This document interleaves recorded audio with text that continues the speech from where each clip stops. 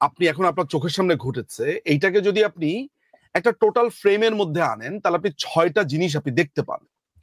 একটা হচ্ছে জুডিশিয়ারি, একটা হচ্ছে পার্লামেন্ট, একটা হচ্ছে এক্সিকিউটিভ, একটা হচ্ছে এডুকেশন, একটা হচ্ছে মেডিকেল, একটা হচ্ছে ফাইন্যান্স।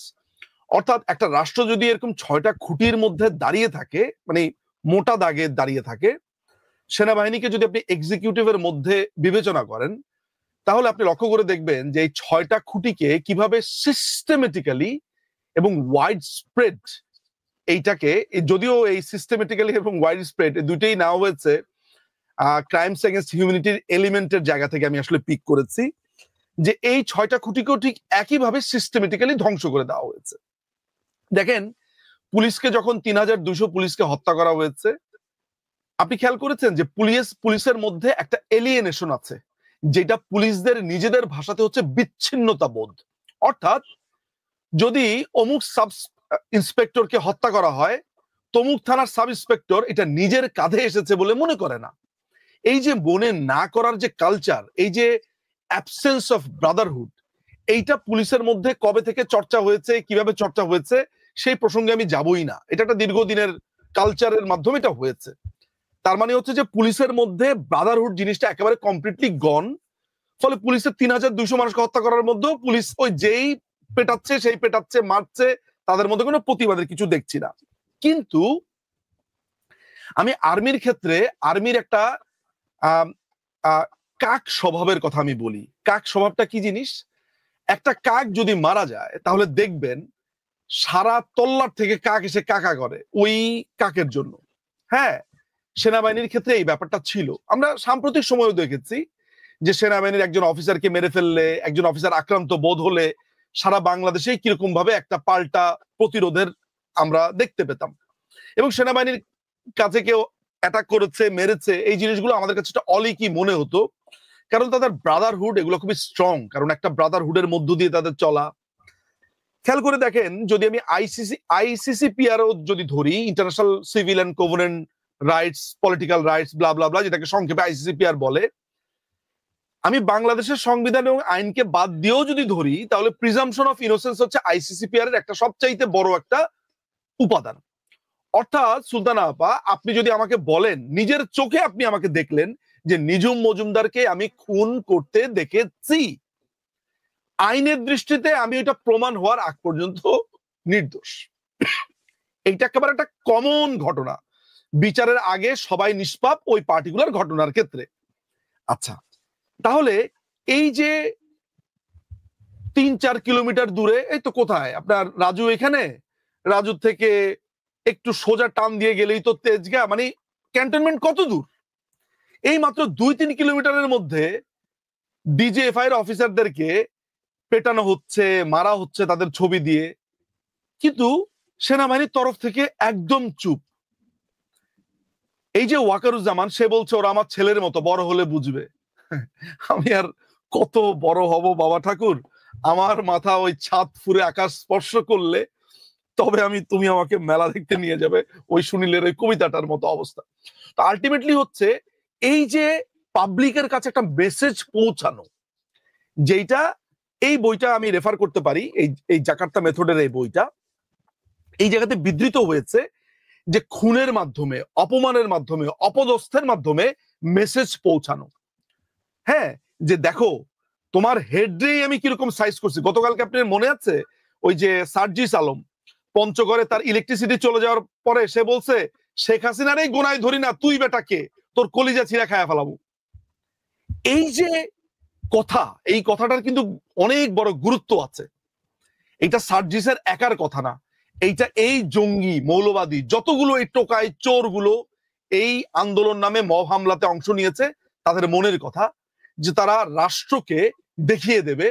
এবং ওই একই কথা যেটা আমরা এই 1971 সালে এই কিছুক্ষণ আগে এই বইটা দেখিয়েছিলাম আমি, যে এই যে একটা বই বের করেছিল পাকিস্তানিরা, দি বাংলাদেশ পেপার, কিংবা ওই যে ভুট্টো 1971 সালে যে বইটা বিলি করেছিল আপনার ইউনুসের মতো, এই বইটা কিন্তু 1971 সালে দি গ্রেট ট্র্যাজেডি নামে ভুট্টো এই বইটা লিখে এটা সারা পৃথিবীতে বিলি করেছিল। এই বইটার মূল প্রতিবাদ হচ্ছে বাঙালিরা একটা খারাপ, বাঙালিরা ষড়যন্ত্রকারী, বঙ্গবন্ধু হচ্ছে খুবই খারাপ একটা লোক, ছড়িয়েছে সারা পৃথিবীর কাছে ছোট করা। একই কাজ করছে এবং বলছে যে একদিন বাংলাদেশ আবার, একদিন পাকিস্তান আবার ইউনাইটেড হবে। তো এই সেনা প্রধানদেরকে বিচারের আগেই দোষী সাব্যস্ত করে ফেলা, তাদেরকে অপরাধী বলে সমাজে চিহ্নিতকরণ, এবং এই বিচার জামাত শিবিরের যেই অ্যাক্টিভিস্ট ছিল তাজুল ইসলাম, 1998 সালে যার বিরুদ্ধে একটা মার্ডার কেস আছে রাজশাহী ইউনিভার্সিটিতে, ক্যাডার ছিল সিরাজুস সালাহিনের একজন অন্যতম ক্যাডার এই তাজুল ইসলাম, তাকে দিয়ে বিচার একটা বড় ধরনের মেসেজ। আপনি বাংলাদেশে আর কোনো লয়ার পাইলেন না, আর কোনো আপনার লোক পেলেন না যে আপনার তাজুলকে এনেছেন। তাজুলকে পিক করা হয়েছে। কেন পিক করা হয়েছে? মুক্তিযুদ্ধের যে অসমাপ্ত কাজ পাকিস্তানিরা করতে পারেনি, যেই দুইটা বই দেখালাম, যে একদিন আমরা আবার একত্রিত হব, ওই জুলফিকার ভুট্টো কিংবা টিক্কা খানের ভবিষ্যৎবাণী, সেটা সফল করবারই একটা মিশন। ফলে সেনাবাহিনীর অফিসারদেরকে অপমানটাকে আপনার এইভাবেই দেখতে হবে যে এটা fear of, culture of fear, এটাকে গ্রো করবার একটা মিশন। That's it. জি, মঞ্জুরুল হক, আপনার কাছে কি মনে হয় যে দেখুন এই যে সাবজেল ঘোষণা করা হয়েছে ক্যান্টনমেন্টের ভেতরের একটি ভবনকে, এটি কি ডক্টর ইউনূসের একটি পরাজয়? মানে এর মধ্যে দিয়ে আমরা বুঝতে পারছি হয়তো সেনা সদস্যদেরকে পুলিশি হেফাজতে দেয়া হবে না, তাই তো? আমাকে বললেন? জি জি, মঞ্জুরুল হক, আপনাকে বলছি। হ্যাঁ, আচ্ছা, এখানে কতগুলো বিষয় আছে। প্রথম বিষয় হচ্ছে যে যখন এইটি আপনার জারি করা হয়, এই যে ওয়ারেন্টটি যখন জারি করা হয়, তখন সেখানে স্পষ্ট করে ওই ওয়ারেন্টের আগে একটি সংশোধনী আনা হয়েছে। এই আন্তর্জাতিক অপরাধ ট্রাইব্যুনালে সেনাবাহিনীর বিচার করা হবে বা সেনাবাহিনীর চাকরিরত লোকদের বিচার করা যাবে, এই মর্মে কোনো কিন্তু ক্লজ ছিল না। একটি ক্লজ কিন্তু এখানে আনা হয়েছে। তো সেই ক্লজটি হচ্ছে ধরেন আপনার যে ট্রাইব্যুনাল আইনের 1973-এর আইনের 20/C, এই আইনটি সংশোধন করা হয়েছে যে এখানে এই ট্রাইব্যুনাল ইচ্ছা করলে চাকরিরত সেনাবাহিনীর সদস্যদের বিরুদ্ধেও তারা ওয়ারেন্ট ইস্যু করতে পারে এবং তাদেরকে সাধারণ আইনে, সাধারণ আদালতে বিচার করতে পারে। এখন এই বিচারের বিষয়ে দুইটি ভাগ স্পষ্ট আছে। সেনাবাহিনীর যারা এক্সপার্ট তাদের কেউ কেউ বলেছেন যে সেনা সদস্যদের যে বিচারের পদ্ধতি, যে কোর্ট মার্শাল, সেই কোর্ট মার্শালের বাইরেও সাধারণ পাবলিক কোর্টে এদের বিচার করা যেতে পারে, কিন্তু সাধারণত সেনাবাহিনীর কোনো সদস্য কোনো অপরাধ করলে সেই বিচারটি করা হয় সেনাবাহিনীর অধীনস্থ যে ট্রাইব্যুনাল, সেখানে সেটি হচ্ছে কোর্ট মার্শাল। সেই কোর্ট মার্শালে আনতে গেলে ধরুন আপনি পাবলিকলি আপনি মামলা করেছেন, সেই ব্যক্তিটিকে ওই আদালতের কাছ থেকে অনুমতি নিয়ে কোর্ট মার্শালে নিয়ে আসতে পারে। এটি একটি বিষয়। দ্বিতীয় বিষয় হচ্ছে যে এই সেনাবাহিনীর যে সদস্যরা 5ই আগস্টে সরাসরি ইউনূস সরকারকে বা এই জামাত শিবির এদেরকে সমর্থন করেছে, এই ষড়যন্ত্রকারীদেরকে সমর্থন করেছে, তারা ধরেই নিয়েছিল যে অন্তত এদের কাছ থেকে কোনোদিনই আমাদের কোনো রকম কোনো সমস্যা হওয়ার কথা না। আমাদের সমস্যা হবে যদি এই আবার প্রাক্তন সরকার আওয়ামী লীগ ফিরে আসে, তাহলে আমাদের সমস্যা হতে পারে। কিন্তু যাদের হয়ে তারা কাজ করেছিল তাদের কাছ থেকে এই ধরনের সমস্যা আসতে পারে এটা যদি তারা আগে থেকে জানতেন, তাহলে সম্ভবত তারা কোনো পূর্ব প্রস্তুতি নিয়ে রাখতেন বা ব্যারিয়ার দেওয়ার চেষ্টা করতেন। তারা কিন্তু এটা গুণাক্ষরেও বুঝতে পারেন। তো এখন যেমন ধরুন যে ইকবাল করিম ভুইয়া সাহেব শেখ হাসিনা আমলের সেনাপ্রধান ছিলেন। তিনি তার অধীনস্থ অনেকেই হচ্ছে এই তথাকথিত আয়নাঘর এইসবের হোতা। তো তিনি হচ্ছেন আপনার গুম কমিশনে যে সবচেয়ে বোল্ড সাক্ষাৎকারটি দিয়েছেন এবং তিনি বারবার করে একটি জিনিস এস্টাবলিশ করতে চেয়েছেন যে এদেরকে অবশ্যই বিচারের আওতায় আনতে হবে। অর্থাৎ এই বিচারের ব্যাপারে সবচেয়ে বেশি আগ্রহী হচ্ছে, তাজুল ইসলামের চেয়েও বেশি আগ্রহী হচ্ছে এই সেনাপ্রধান, প্রাক্তন সেনাপ্রধান। কারণটা যাই হোক, আমরা সেই জায়গায় যাচ্ছি না। এখন এই যে দুইটি ধারা, একটি ধারা বলছে, সাধারণ আইনজীবীরা বলছে যে এইটা সাধারণ আইনেও বিচার করা সম্ভব। একটা জিনিস খেয়াল করবেন, এখানে ও প্রত্যয় যুক্ত হচ্ছে, সাধারণ আইনেও বিচার করা সম্ভব। আবার সেনা কর্মকর্তাদের হয়ে এক আইনজীবীরা বলছেন যে এটি প্রধানত হচ্ছে সেনা অভ্যন্তরের আইনে বিচার করতে হবে। আর যদি একান্তই সেটা পাবলিকলি সাধারণ কোর্টে বিচার করতে হয়, সেক্ষেত্রে বিশেষ কিছু আইন লাগবে, যে আইনটি অর্ডিন্যান্সদের বলে তৈরি করা যায় না, যে আইনটি একমাত্র তৈরি করতে পারে হচ্ছে সংসদ। সংসদ যেহেতু এখন নেই, এখন দেশ চলছে হচ্ছে অর্ডিন্যান্সের উপরে, এখন কি হতে পারে? এখন সেনাবাহিনীর সামনে 3টি পথ খোলা। তারা প্রধানত 54 জন ব্যক্তিকে হাতকড়া পরিয়ে ট্রাকে করে পুলিশ নিয়ে যাচ্ছে, তারা এই দৃশ্য সহ্য করতে পারবে না। যেটি নিজুম মজুমদার একটু বললেন, যে সেনাবাহিনীর যে ব্রাদারহুডটি আছে, তাদের ভেতরকার যে বন্ডিংটা, একজনের জন্য আর একজনের যে উদ্বিগ্ন হওয়া বা একজনের খুশিতে আর একজনের খুশি হওয়া, এই যে বন্ডিংটা, সেই বন্ডিংটার কারণে, এবং চেইন অফ কমান্ড যেন ভায়োলেশন না হয়ে যায়, চেইন অফ কমান্ড যেন ভেঙে চুরে না পড়ে। সেনাবাহিনীর চেইন অফ কমান্ড ভাঙলে সেনাবাহিনী আর আনসারের মধ্যে বা পুলিশের মধ্যে বা পাড়ার মাস্তানের মধ্যে কোনো পার্থক্য থাকে না। চেইন অফ কমান্ড হচ্ছে সেনাবাহিনীর সবচেয়ে স্পর্শকাতর জায়গা। তো সেই চেইন অফ কমান্ডটি ভেঙে যাবে যদি এই 54 জন ব্যক্তিকে বা 30 জন বা 24 জন ব্যক্তিকে কোর্ট হাজতে তুলে নেয় হাতকড়া করতে।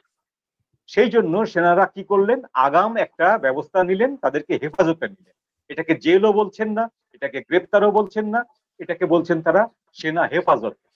হেফাজতে নিয়ে কি করলেন, তারা নিজেদের ভেতরেই একটা জায়গায় রাখলেন, তাদের পরিবার থেকে আলাদা করে। সেটিকে বলা হচ্ছে এখন সাবজেল বলা হচ্ছে। এখন প্রশ্ন হচ্ছে, সাবজেল বলার পরে তারা কি করলেন? তারা যে বক্তব্য দিয়েছেন গত পরশুদিন, সেই বক্তব্যের পুরোটা বক্তব্যে যাব না, আমি যদি নির্যাসটি বলি, সেই নির্যাসটি হচ্ছে যে গুম এবং খুনের সাথে সেনাবাহিনী জড়িত নয়। খেয়াল করুন কথাটা। তারা বলতে চাচ্ছেন যে কতিপয় সেনা সদস্য জড়িত থাকতে পারে, কতিপয় সেনা জেনারেল জড়িত থাকতে পারে, কিন্তু সেনাবাহিনী জড়িত নয়। সেনাবাহিনীর এতগুলো লোকের সাথে উপরে একসাথে ওয়ারেন্ট জারি করা মানে হচ্ছে টোটাল সেনাবাহিনীর উপরে ওয়ারেন্ট জারি করার শামিল, এটি তারা বলতে চাচ্ছে। আবার পরক্ষণে তারা বলছেন যে আমরা আইনের প্রতি শ্রদ্ধাশীল, আমরা যে ওয়ারেন্ট জারি হয়েছে, আমরা চাই যে এর সুষ্ঠু বিচার হোক, আমরা আইনের প্রতি শ্রদ্ধাশীল থেকে আইন যা যা আমাদেরকে নির্দেশ করবে আমরা সেটি পালন করব। আরে বাবা, তাই যদি পালন করবেন, তাহলে সিভিল লতে আছে 24 আওয়ার্সের ভেতরে আপনাকে আদালতে সোপর্দ করতে হবে যদি আপনি তাকে গ্রেপ্তার করেন বা কাস্টডিতে নেন বা সেনা হেফাজতে রাখেন। যেখানেই রাখেন আপনি 24 আওয়ার্স টাইম হচ্ছে আপনার বেঁধে দেওয়া।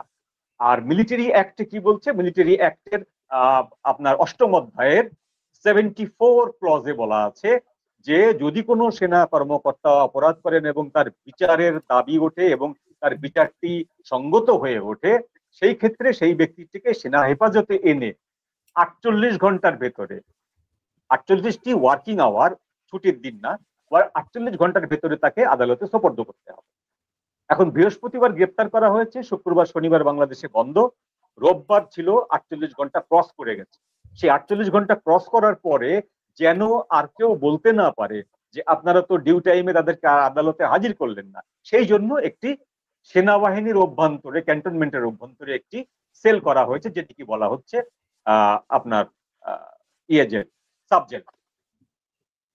এরপরে কি ঘটতে পারে? এরপর যেটা ঘটতে পারে সেটি হলো সেনাবাহিনীর পক্ষ থেকে যে একটি লয়ার প্যানেল থাকবে, সেই লয়ার প্যানেল এই আদেশটাকে চ্যালেঞ্জ করবে। এই আদেশ চ্যালেঞ্জ করবে। চ্যালেঞ্জ করার আগেই এই আদেশের যারা আদেশ দিয়েছেন তাদের ভেতর থেকে 2টি বক্তব্য এসেছে, খুবই সিগনিফিকেন্ট বক্তব্য। একটি বক্তব্য এসেছে প্রেস সেক্রেটারির কাছ থেকে, প্রেস সচিবের কাছ থেকে, আরেকটি বক্তব্য এসেছে তাজুল ইসলামের কাছ থেকে, যে বাজারে এরকম গুজব চলছে যে এরপরে নাকি আরো 100 জনের লিস্ট আছে, সেই 100 জনকে আমরা ওয়ারেন্ট পাঠাবো, অ্যারেস্ট ওয়ারেন্ট পাঠাবো। আসলে এরকম কোনো পরিকল্পনা আমাদের নেই। তারা এটি বলছেন, ফেসবুকে বলছেন, সামাজিক মাধ্যমে বলছেন। কেন বলছেন? কোন ক্ষমতা বলে বলছেন? ধরুন এই 24 জন সেনা কর্মকর্তা আদালতে উঠে আরো 24 জনের নাম বললেন, তাহলে কি আপনি সেই 24 জনকে অ্যারেস্ট ওয়ারেন্ট পাঠাবেন না? পাঠাতে হবে তো। কিন্তু আপনি আগেই বলে দিচ্ছেন আর কাউকে পাঠাতে হবে না। তার মানে কি? তার মানে আপনি ভয় পাচ্ছেন, আপনি এই ওয়ারেন্টটি ইস্যু করে লেজে গোবরে পাকিয়ে ফেলেছেন, এখন আপনি এটার কোনো সমাধান খুঁজে পাচ্ছেন না।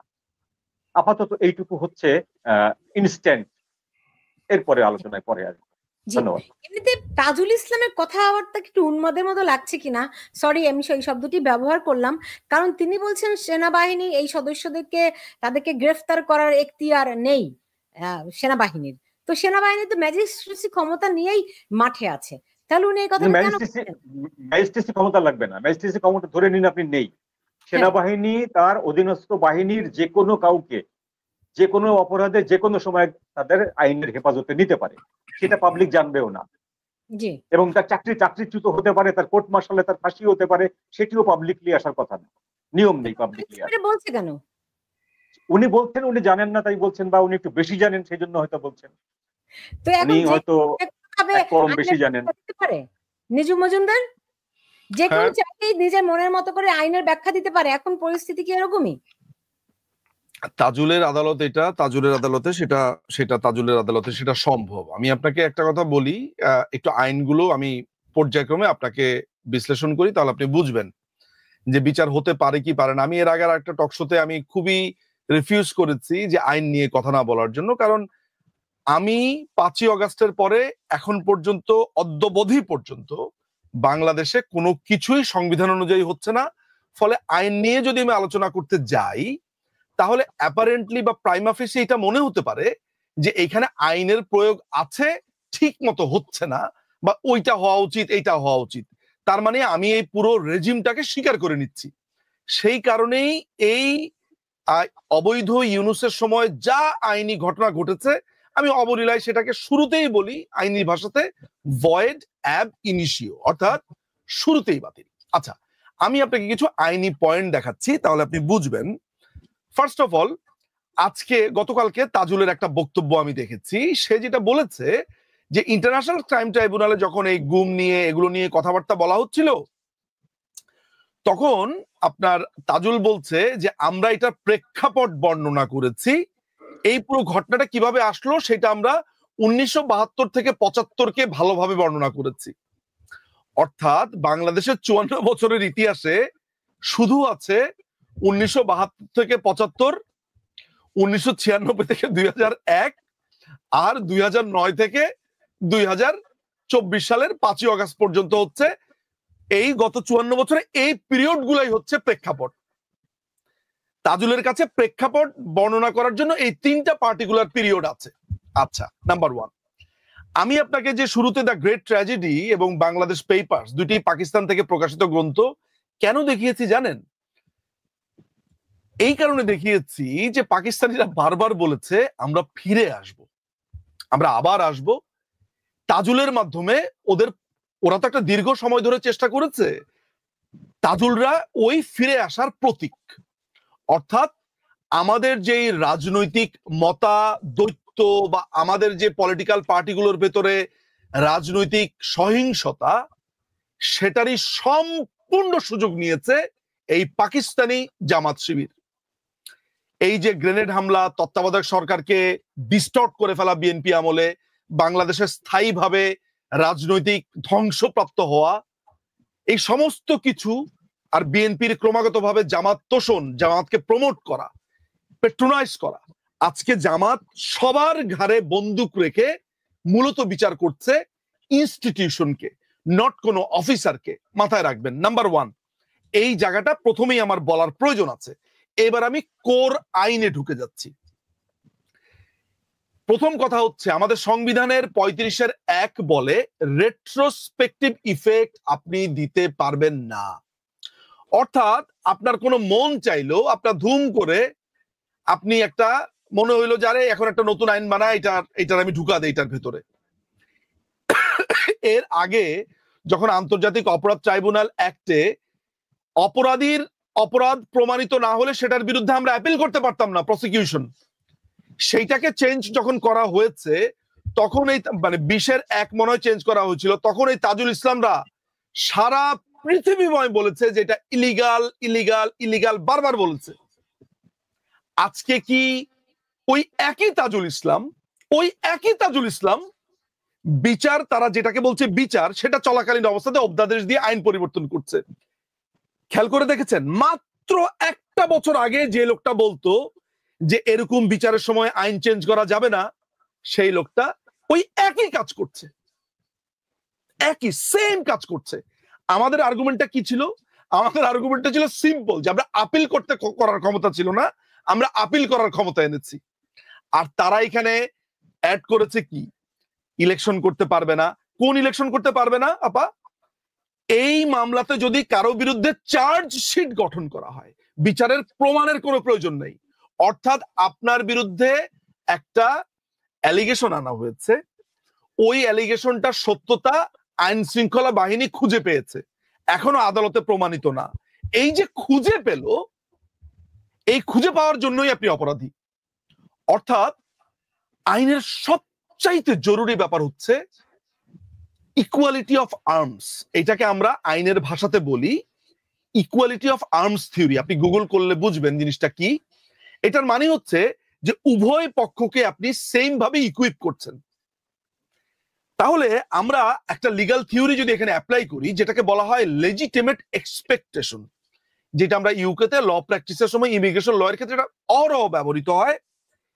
এই লেজিটিমেট এক্সপেকটেশন থিওরি ব্যবহার করে আমরা ইজিলি বলতে পারি যে একজন আর্মি অফিসার জানতেনই না যে এই ধরনের ব্যাপারে যে তাকে সিভিল কোর্টে ডাকতে পারে, তার ওই ধরনের কোনো এক্সপেকটেশনই ছিল না, কারণ সে জানে he or she is operated by army act 1952 number 1।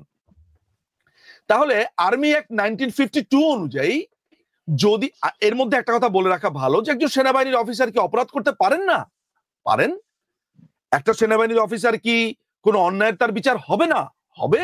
আমাদের সংবিধানই তার জন্য আলাদা আইন করে দিয়েছে। is our constitution, our lawmakers, our parliament, and where this parliament derives from the people elected those people in 1972. So obviously parliament সিদ্ধান্ত নিয়েছে, দেশের মানুষ সিদ্ধান্ত নিয়েছে সেনাবাহিনীর অফিসারদের বিচার হবে সেনা আইন বা আর্মি অ্যাক্ট 1952 তে। এখন অধ্যাদেশ জারি, আমাদের 93-2 অনুচ্ছেদে সংবিধানের বলা রয়েছে যে অধ্যাদেশ একটি আইন নয়। এই অধ্যাদেশ আইন তখনই হবে যখন সংসদ অধিবেশন হবে, সংসদ অধিবেশনে সেটি পাশ করা হবে, তখন সেটি আইনে পরিণত হয়। আমরা জানি যে ইনডেমনিটি অধ্যাদেশ যেটা আমরা দেখেছি 1975-এ, সেটি আইনে প্রণীত হয়েছে কখন? আইনে প্রণীত হয়েছে 5 এপ্রিল 1979 সালে, যখন 5th অ্যামেন্ডমেন্টটা যেই পার্লামেন্টে আনা হয়েছিল। অর্থাৎ আমার কাছে সেটিও আছে, এই যে পার্লামেন্ট সেশনের যে বইটা আছে 1979 সালের 5th অ্যামেন্ডমেন্টের সময়, এই পুরো পার্লামেন্ট সেশনের মধ্যে ওইটাকে আনা হয়েছিল, যদিও সেটি পরবর্তীতে ইলিগাল বিবেচিত হয়েছে। আচ্ছা, আপনাকে যদি আমি এই ডকুমেন্টেশনটার কথা বলি, তাহলে আমাদের পার্লামেন্ট কোথায়? অধ্যাদেশ দিচ্ছে কে? সবচাইতে বড় ব্যাপার হচ্ছে এক্সিকিউটিভ। আমি যদি জুডিশিয়ারিকে যদি ধরি, এই জুডিশিয়ারির একটা ধরি, যে এই জুডিশিয়ারির যে হেড অফ দ্য জুডিশিয়ারি হচ্ছে জাস্টিস রিফাত। আপনি জেনে থাকবেন যে রিফাত একজন সমকামী। যাক, সেই প্রসঙ্গ বাদ দেই, কিন্তু কথা হচ্ছে এই যে রিফাত আপনার জাস্টিস হয়েছে, সে কিভাবে জাস্টিস হয়েছে? জাস্টিস হওয়ার একটা সরকারি প্রক্রিয়া আছে। আমরা দেখেছি সাদিক কাইয়ুম, হাসনাত আব্দুল্লাহ, তারপরে হচ্ছে এই যে মাসুদ, এরা গিয়ে আদালতে মব তৈরি করলো এবং বলল ওবায়দুল হাসান শাহিন এবং অ্যাপিলেট ডিভিশনের সমস্ত বিচারপতিকে পদত্যাগ করতে হবে। তারা ভয় পেয়ে পদত্যাগ করলেন দুপুর 2টায়, বললেন 6টার ভেতরে প্রধান বিচারপতিকে, এই রিফাতকে প্রধান বিচারপতি দিতে হবে। তাদের কথা অনুযায়ী রাষ্ট্রপতি তো এখন ঠুটো জগন্নাথ, ওই আসিফ নজরুলের মাধ্যমে আপনার প্রধান বিচারপতি নির্বাচিত হলো। তাহলে দেখেন এই ক্যাঙ্গারু জুডিশিয়ারি আবার বিচার করছে কে? যেই লোকটা জাস্ট 12 মাস বা 13 মাস আগে সে ডিফেন্সের লয়ার ছিল, যে বলে এসেছে এই আইন মানি না, এই আইনে ত্রুটি আছে, এই আইনে অমুক হয়েছে তমুক হয়েছে। 2010 থেকে বিচার শুরু হওয়ার পর থেকে তাজুল ইসলাম 2024 সাল, 2010 থেকে 10 প্রায় 14-15 বছর ধরে একই কথা বলে গেছে। আজকে এই আইন তার মধু হয়েছে। আচ্ছা, তাহলে আমি আপনাকে কি বললাম? আর্মি অ্যাক্ট 1952 আন্ডারে এই বিচার সেনাবাহিনী করবে। আচ্ছা, অধ্যাদেশ কোনো আইন না, তাও বললাম। আমি এটাও বুঝালাম যে এই অধ্যাদেশ জারি করবার কোনো এখতিয়ার এই অবৈধ সরকারের নাই। আমি যখনই বলছি this is void ab initio, অর্থাৎ শুরুতেই বাতিল, তখন আর ফার্দার কোনো কোশ্চেন আসবেই না। কেননা আমাদের ইটালিয়ান মার্বেল ওয়ার্কস লিমিটেডের যেই মামলাটা, যেটাকে আমরা ফিফথ অ্যামেন্ডমেন্ট বাতিলের আইন বলি, ফিফথ অ্যামেন্ডমেন্ট বাতিলের আইন কোথায় রেখেছি এগুলা একটু একটু দেখে বলি। এই যে ফিফথ অ্যামেন্ডমেন্ট বাতিলের যে আইনটা আছে, পড়ে শুনতে পারলে খুব ভালো হতো। এইটার ভেতরে পরিষ্কারভাবে জাস্টিস তোফাজ্জল বলেছে, পরিষ্কারভাবে বলেছে যে অসাংবিধানিক পন্থাতে কোন গভর্নমেন্ট কনস্টিটিউট করলে that's not government at all.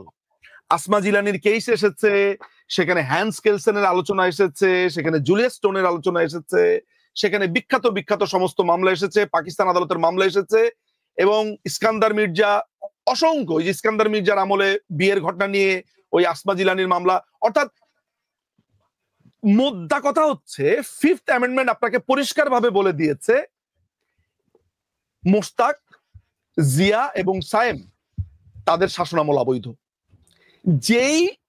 যেই লিগাল আর্গুমেন্টে, যেই লিগাল থিওরিতে ওইটা বাদ হয়েছে, ইউনূসের আমল সেই একই থিওরিতে বাদ। যেটা আমরা দেখেছি ইনডেমনিটি অধ্যাদেশের মামলার সময় অ্যাপিলেট ডিভিশনে একজন লয়ার বলেছিল যে ইনডেমনিটি অধ্যাদেশ তো শুরুতেই আদালত পার্লামেন্টে এটা কেন বাতিল করতে হবে, এটা তো ভয়েড অ্যাব ইস্যু। তখন অ্যাপিলেট ডিভিশন একটা ধমক দিয়েছিল। অ্যাপিলেট ডিভিশন বলেছে ওয়েল, এটা হতে পারতো আলাদা আর্গুমেন্ট যদি না পার্লামেন্ট এটা পার্লামেন্টে বাতিল করতো। যাই হোক, ওই সময় আমার মতামত বরাবরই ছিল যে ইনডেমনিটি অধ্যাদেশটাও পার্লামেন্ট বাতিল করার কোনো দরকার ছিল না, এটা এমনি বাদ। ওইটাও আমার কাছে আছে, এই মুহূর্তেই আছে আসলে ওই ইনডেমনিটি অধ্যাদেশের, ওইটা আমার কাছে ধরা। কিন্তু আমার যেখানে আর্গুমেন্টের যে জায়গাটা হচ্ছে, ফার্স্ট আর্গুমেন্ট, যেই 22 জন সেনা সদস্য বা 24 জন সেনা সদস্য বা যতজন সেনা সদস্যের বিরুদ্ধে গ্রেফতারি পরোয়ানা জারি করা হয়েছে একটি এক্সটেন্ডেড অধ্যাদেশের মধ্য দিয়ে।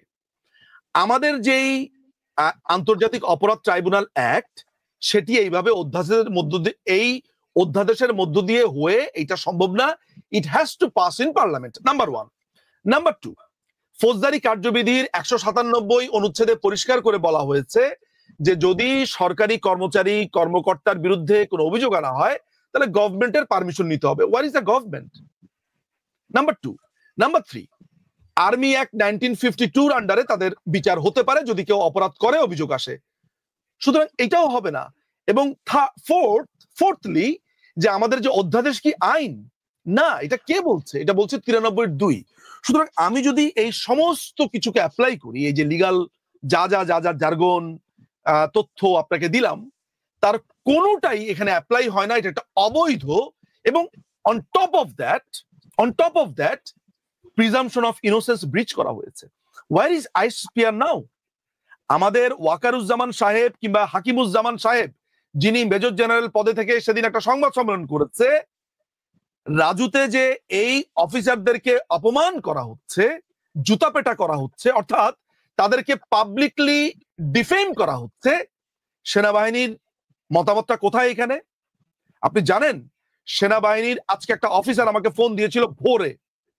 সে বলেছে যে আমি এই স্যারের আন্ডারে কাজ করতাম, আমি স্যারের ছিলাম, একজনের নাম বলেছে আমাদের ভেতরে আগুন জ্বলছে স্যার, যে কোনো মুহূর্তে যে কোনো কিছু করে ফেলবো। এবং আপনাকে আমি একটা কথা বলি, আমি আপনাদের জন্য একটা ফুড দিয়ে যাই, এই ফুডটা আপনারা চিবান। এখন মাথার হুকুম ছাড়া লেজ কি নাচে? মাথা যদি বেকারুজ্জামানকে ধরি আর যদি লেজ ধরি তাজুল, নাও পাজল মিলান। আমার বলার আছে। জি, এখন আপনি এই জার্গন দিয়ে অনেক কিছু ব্যাখ্যা করা যায় না। টিকটিকির লেজ কেটে দিলেও টিকটিকির লেজটা অনেকক্ষণ লাফাতে থাকে, ফলে ওটা দিয়ে বলা মুশকিল। অনেকেই বলছেন যে কি হচ্ছে, অনেকে এটা হিসাব মেলাতে পারছেন না। মঞ্জু ভাই, আপনার কাছে যদি জানতে চাই যে দেখুন, এই যে সরকারের অনুমতি নিতে হবে এই ক্ষেত্রে মামলা করার জন্য, তাই না? সেই অনুমোদনটা সরকারের কোন অংশের? মানে আইন মন্ত্রণালয়ের, মানে আসিফ নজরুলের অনুমোদন লাগবে, তাই তো? তো সেটা কি তাহলে তাজুল ইসলাম নেয়নি? আবার আপনি যদি দেখেন, এখন যেহেতু ক্যান্টনমেন্টের একটি ভবনকে সাবজেল ঘোষণা করা হয়েছে, ফলে তাজুল ইসলামের প্রতিক্রিয়া দেখে বোঝা যায় যে তিনি ধারণাই করতে পারেননি, তার কোনো বিন্দুমাত্র ধারণাই ছিল না যে ক্যান্টনমেন্টের ভিতরে একটা সাবজেল ঘোষণা করা হতে পারে। এই যে গ্যাপগুলো আমরা দেখতে পাচ্ছি, এইগুলি বা কিসের ইঙ্গিত? কোনো অনুমোদন নেওয়া হয়েছিল কিনা, এবং তাজুল ইসলাম কেন জানেন না যে ক্যান্টনমেন্টের ভেতরে সাব জেল ঘোষণা করা হচ্ছে? আচ্ছা, এর উত্তরে কথা বলতে গেলে আসলে রিপিটেশন হবে, শুনতে ভালো লাগবে না। এর আগেও আমরা আলোচনা করেছি, একটু আগে নিজুম মজুমদার এই কথাটি বললেন, সেটা হলো যে আমি আমার প্রয়োজনে আপনার খারাপ জিনিসগুলো ব্যবহার করব, আমি আমার প্রয়োজনে আপনার ভালো জিনিসকে খারাপ বলবো। তো শেখ হাসিনা সরকার চলে গেছে, শেখ হাসিনা সরকারের সবকিছু খারাপ বলা হচ্ছে, A to Z 100% খারাপ। কিন্তু সেই আইন যে করে গেছিল শেখ হাসিনা সরকারের আমলে, সেই আইনের খারাপ আইন যেগুলো আছে, তাদের ধারণায় সেই আইনগুলো খারাপ ছিল, কিন্তু সেই খারাপ আইনকে তারা এখন এক একটা টুলস হিসাবে ব্যবহার করছে। আমি এই কথাটি গত 8-10 মাস ধরে বলে এসেছি যে they have many tools in their hand. তো এই টুলস গুলো কাদের? আপনি আওয়ামী লীগের কোনো কিছু পছন্দ করলেন না, শেখ হাসিনার পছন্দ করলেন না, আপনি সংবিধানকে ছুঁড়ে ফেলে দিচ্ছেন আলী রিয়াজকে দিয়ে। হয়রাজ সেই সংবিধানের যে যে জায়গায় আপনার সুবিধার মতো পয়েন্ট আছে সেগুলোকে আপনি পিক করছেন।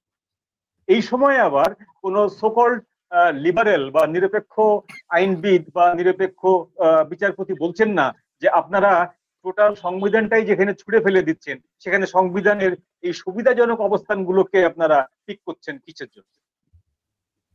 প্রতিহিংসা চরিতার্থ করার জন্য। খুব সহজ একটা উত্তর, প্রতিহিংসা চরিতার্থ করার জন্য আমি আপনার শেখানো কায়দাটা ব্যবহার করব, আর বাকি সব সময় আমি আপনার শেখানো কায়দাগুলোকে, আপনার সমস্ত কিছুকে আমি কন্ডেম করে দেব। কিন্তু আমার যখন প্রয়োজন হবে তখন আমি আপনার ওই পয়েন্টগুলোকে দিয়েই আপনার দেওয়া শিক্ষাটাকে কাজে লাগিয়ে আমার স্বার্থ হাসিল করবো। এটা ভেরি সিম্পল ব্যাপার। এখন তাজুল ইসলাম সাহেবের পূর্বানুমান এতটা ছিল না যে সেনাবাহিনী এইটাকে এই করতে পারে। তাজুল ইসলাম সাহেব বিশাল আইনজ্ঞ হতে পারেন, তিনি একদম সবকিছু ল মুখস্থ করে ফেলতে পারেন, এবং 15 বছর 14 বছর ধরে এই যুদ্ধ অপরাধীদের পক্ষে উনি সওয়াল জবাব করে যথেষ্ট ব্যুৎপত্তি অর্জন করেছে কন্ডেম করার জন্য, অর্থাৎ ডিনায়েল। তো লতে ডিনাইল থিওরি খুব বেশি কাজ করে না। আপনি কক্সবাজারে একটা ছেলে খুন করেছে, তার বিচার হয়নি, কিন্তু আপনি ঢাকাতে খুন করলে আপনার ফাঁসি হয়ে গেল, আপনি কখনো রেফারেন্স দিতে পারবেন না যে ওর ফাঁসি হইল না কেন, তাই না? এটা হচ্ছে কোর্টের একটা কমন ল, যে আপনি আরেকজনের বেকসুর খালাসকে আপনি ইউজ করতে পারেন না আপনার পক্ষে, বা আরেকজনের বিনা অপরাধের যে শাস্তিটাকেও আপনি ইউজ করতে পারেন না আপনার আইনের প্রয়োজন, ইউজ করা যায় না। কিন্তু তাজুল ইসলাম সাহেব ভাবতেও পারেননি যে সেনাবাহিনী তাদের ভেতরে এরকম একটি অস্থায়ী কারাগার বানাবে বা সাবজেল বানাবে, এবং তাদেরকে ডিউ টাইমে দেবে বলে এখন পর্যন্ত আমি বিশ্বাস করি না। 22 তারিখের ভেতরে দেওয়ার কথা, সোপর্দ করার কথা আদালতের সামনে, সেটা তো করবেই না। ওই 21 যাদেরকে ধরেছে 15 জনকে, সেই 15 জন যে আদৌ 15 জনকে ধরেছে এই মর্মে কোনো ফুটেজ বা এই মর্মে কোনো নাম উল্লেখ পর্যন্ত এখন পর্যন্ত আসেনি যে কাদেরকে কাদের ধরা হয়েছে।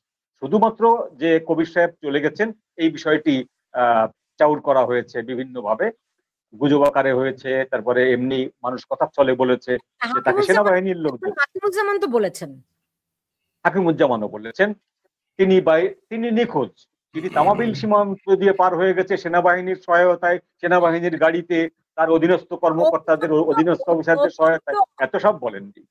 অভিযুক্ত অফিসারদের যে আটক করা হয়েছে কিংবা আমি বলবো অ্যাটাস্ট করা হয়েছে, যে সেটি কিন্তু হাকিমুজ্জামান বলেছেন।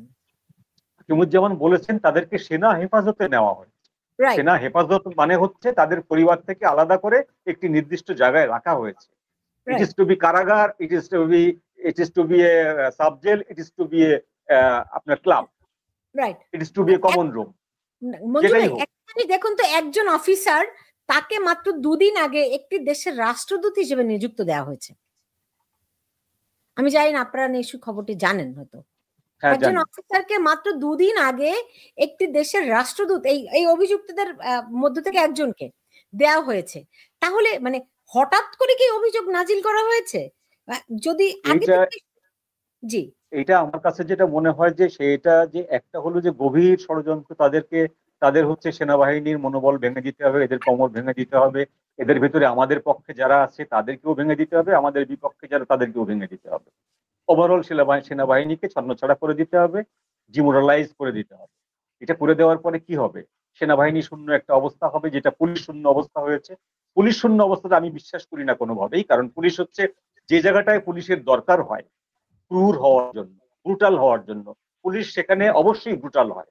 এই যে কালকে যে পরশুদিন থেকে যে শিক্ষকদের ধর্মঘট শুরু হয়েছে, আমি আজকেও একটা ভিডিও দেখলাম, এক শিক্ষককে সবার সামনে থাপ্পড় মারলো একটা পুলিশ অফিসার, তাই না? তো এই যে পুলিশের যে ব্রুটালিটি শিক্ষকদের উপরে, নার্সদের উপরে, আনসারদের উপরে, অর্থাৎ যারা যারা তাদের দাবি দাবা দিয়ে যাচ্ছেন সেখানে পুলিশ কিন্তু ব্রুটাল।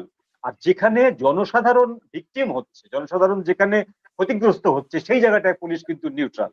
সেখানে পুলিশ বলছে যে আমাদের শক্তি নেই, অমুক নেই। ঠিক এরকম একটা জায়গায় সেনাবাহিনীকে নিয়ে যেতে চাচ্ছে তারা, যেখানে সেনাবাহিনী তাদের প্রয়োজনে ব্রুটাল হবে, আবার জনগণের প্রয়োজনে নিষ্ক্রিয় হবে।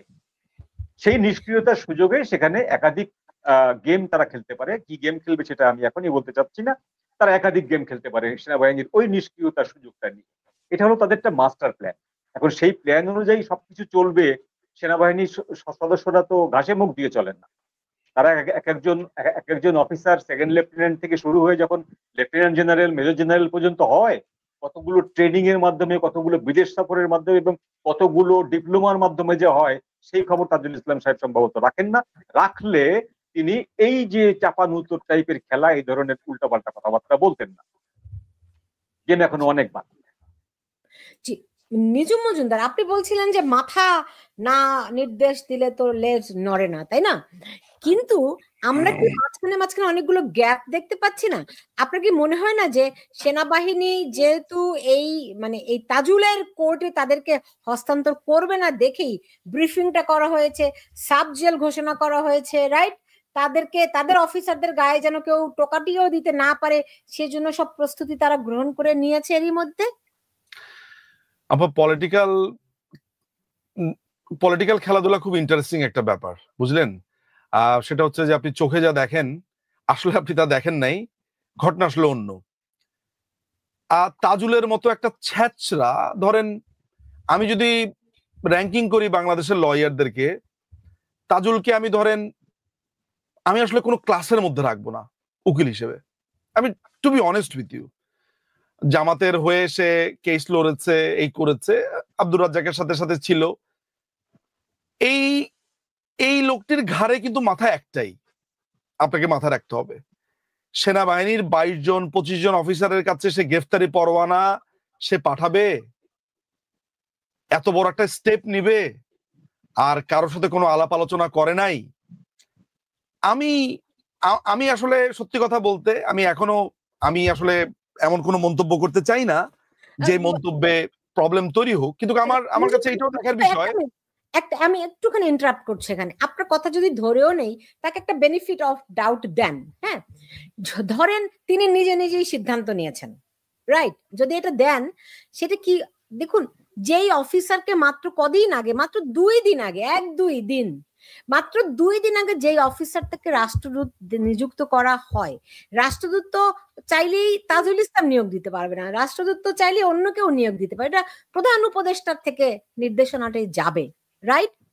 তাহলে মাত্র 2 দিনের মধ্যেই তো তার বিরুদ্ধে অভিযোগ দাখিল করা হলো না, আগে থেকেই এর প্রস্তুতি ছিল, অনুমতি নিতে হয়েছে অনেকগুলো। আপনি প্ল্যাকার্ড এবং ফেস্টুন এক রাতের মধ্যে এইভাবে তৈরি করে ফেলা যায়? সেটা আপনি বানায় ধরেন না, যায় না তো। সেই জন্য আমি বললাম যে তাহলে ব্যাপারটি কোথা থেকে ঘটছে? প্রধান উপদেষ্টা জানেন না, সেনাপ্রধান জানেন না, নাকি তাজুল জানেন না? গ্যাপটা কোন জায়গাটা? মুশকিলের জায়গাটা যেটা হচ্ছে সেটা হচ্ছে যে শুরুতেই যে কথাটা বলেছি, এলিয়েনেশন বা বিচ্ছিন্নতা। অর্থাৎ আপনি একটা ইনস্টিটিউশনকে যখন আপনি ভাঙতে চান, তখন ওই ইনস্টিটিউশনের ভেতরে যে ব্রাদারহুডটা আছে ওইটাকে আপনি চ্যালেঞ্জ করবেন। এই চ্যালেঞ্জের কাজটা বাইরে থেকে হবে না, এটা ভেতর থেকে হবে। আমার কাছে মনে হয়েছে, মানে আমি যেভাবে মনে করি যে